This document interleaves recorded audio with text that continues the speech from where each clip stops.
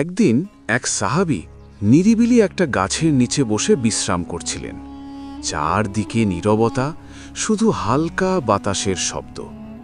হঠাৎ তার চোখ পড়ল মাটিতে বসে থাকা একটি কাকের দিকে। কাকটা অদ্ভুতভাবে কাঁদছিল, যেন বুক ভাঙা কান্না। সাহাবী অবাক হয়ে বললেন, কাক, তুমি এভাবে কাঁদছ কেন? কাকটা কাঁপা গলায় বলল, আমার জীবন আর ভালো লাগে না।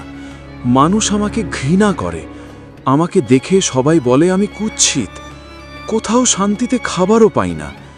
ইস, যদি আমি অন্য কোনো পশু হতে পারতাম। সাহাবী শান্তভাবে বললেন, তাহলে বলো, তুমি কি হতে চাও? কাকটা একটু থেমে বলল, আমি হরিণ হতে চাই, কারণ হরিণ সুন্দর, সবাই তাকে ভালোবাসে, আর তার কখনো খাবারের অভাব হয় না। সাহাবী চোখ বন্ধ করলেন, আস্তে করে কাকটির মাথায় হাত রাখলেন, তারপর একটি দোয়া পড়লেন। আর তখনই ঘটল এক আশ্চর্য ঘটনা।